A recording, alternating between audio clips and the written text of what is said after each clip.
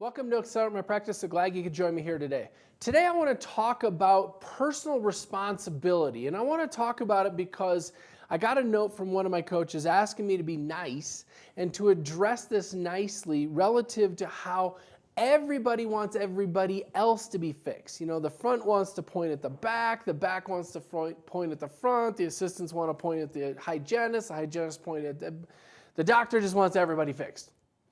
The challenge I see is everybody's pointing the finger at everybody else and nobody's looking at themselves. And you know, I had an interesting experience fairly recently that really shocked me relative to this.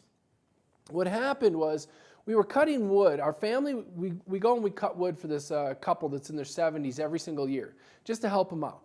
And my kids were hauling the wood with the wife on a four-wheeler. And then afterwards, the wife's like, hey, can I give the kids a little ride around our property? Well, the property's not flat. We live in the Rocky Mountains. So they go for a little ride, and they're being relatively safe, a lot safer than they had been earlier, actually. And so they go for this ride, and all of a sudden I hear what sounds like a crashing noise. And then I hear screaming. And at first I thought it was just the kids having fun. So I run on over there, and the kids weren't having fun. The four-wheeler had just rolled over top of all three of my kids at the same time. This isn't like a little four-wheeler, this is like a big four-wheeler. So they're all bleeding and screaming, and it's a mess, to say the least. And since it's been a little while, I can actually talk about this without losing my mind. So, you know, I assess them, try and figure out what's going on, and, you know, one of them's not screaming at all. He's like not even talking. He's just standing there. He walked all the way up by himself. He's like got this shocked look. So I'm working on the two that are screaming, and I look over, and the guy, the husband, is a retired ER nurse. I said, hey, do you have a stethoscope? Can you get breath sounds on him, take some vitals? Because a kid who just got run over by a four-wheeler should be screaming like these two. Long story short, we end up going to the ER quickly with all three of them. And as we're pulling up to the ER, you know, I'm trying to keep them engaged and calm them down as best I can because it's a 15, 20-minute drive. And as we pull up, I'm like, hey guys, who wants to be the first one to be seen by the doctor? And normally this would be an invitation for everyone to go, me, and them all fight over who gets to go first. But in this case, Colton, my middle son, he says, Daddy, I want Dylan to be seen first. Because by this point, Dylan's kind of fading in and out of consciousness, and he's not looking good. And my middle son says, I want him to be seen first. So I pick up Dylan, I go running on in, I start doing enough medical speak to get past the admissions person, and right back there, cut all of his clothes off. Doc comes running in. It's mass hysteria. And then we're running back to take him in for a CAT scan to see what's going on with him. And as we're wheeling out, I hear Colton, because by this point, Colton and Mason were in with my wife. I hear Colton looking at Christine going, is Dylan going to die? And then his follow-up question was even harder.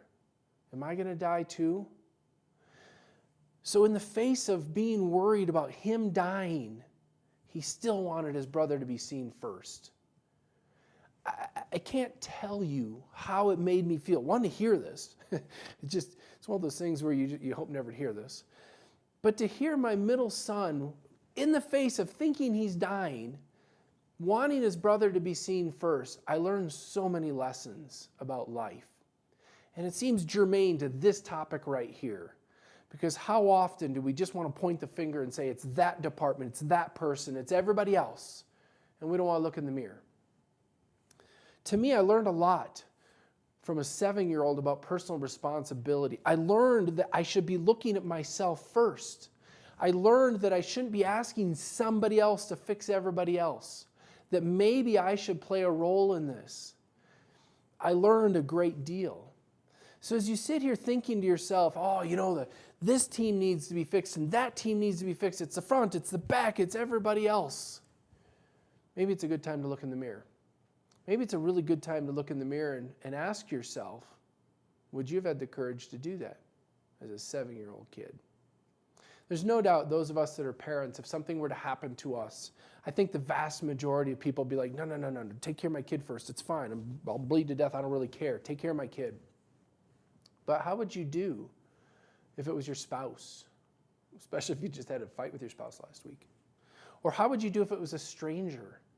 You know, there was a story, and a lot of us saw this story on Facebook about there's this whole crowd of people pushing on the side of this subway train. Well, the story, if you don't remember it, is this man is sitting there waiting for the subway with his 2 young kids. And all of a sudden, this other person, random person, like falls down, starts having a seizure, and then falls into the tracks of the subway. And this man pushes his kids aside, jumps on top of this person because there's a subway racing down the tracks right at this person who's laying in the tracks. Jumps in top, lays down on top of the person, and the subway train misses this guy's head by 1 inch. Would have killed him. Now, was that someone who was worried about me? Because to me, personal responsibility is not only seeing what I can do, but not placing blame on others. Personal responsibility to me is what can I do to make this better instead of what do you need to do? Because we're all pointing fingers. So if you happen to be one of those people, I hope this pokes you between the eyes a little bit. So no offense to my coach who asked me to be nice, but I hope it pokes you between the eyes and you sit back going, man, maybe I do that. Maybe I should stop. Maybe I should be asking myself, what can I do differently in this circumstance, whatever it is, to make it better? Maybe I should just serve. It was so powerful to learn a lesson from a 7-year-old kid. And it just still chokes me up to think about, because it happened fairly recently, to just think about how he had the courage. He wanted his brother taken care of first. Because the one who said this, his whole face is bleeding. He was pinned underneath of the four-wheeler. The other son, who is the one going in to be seen first, lifted the four-wheeler off of his younger brother. So he'd just gotten run over, gotten his chest crushed by this four-wheeler, stands up immediately, sees his brother underneath the four-wheeler, and does everything he can to try and lift it up. You want to talk about a bond? That's amazing. That's love. That's service. I'm proud of my kids for this story. I'm proud of how they handled themselves, all of them. They were amazing troopers through what was a very traumatic event, I'm sure. I know it was for my wife and I. And I learned a lot about how do you take care of others first. And if you take care of others first, what will likely happen to you? It'll likely be just fine. So your homework today is to really ask yourself, how often are you pointing the finger instead of seeing how you can serve? Because if you serve others, it'll all work out. But if it's all about me, nope, you fix this, and you point the fingers. I don't know. I shouldn't judge. I won't judge. That's up to you to live your life how you like. But I know that I learned some lessons from my kids, and my heart certainly has been affected by this in many ways. You know, be careful around four-wheelers. PSA there. But in addition, I'm going to start looking in the mirror a lot more. And I hope that you will as well. And I hope if you do, you start asking good questions like, what can I do to help? What can I do to make it better? And if you do that, there's no doubt in my mind your life will improve dramatically. Hope it's okay. It's a shorter show. And I hope you enjoyed your time with me, and I hope you have a great week. And I can't wait to see you 8 o'clock Mountain, 10 o'clock on the East Coast. Have an awesome day.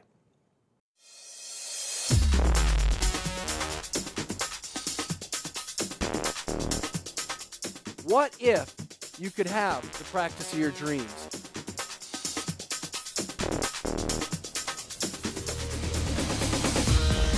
What's holding you back?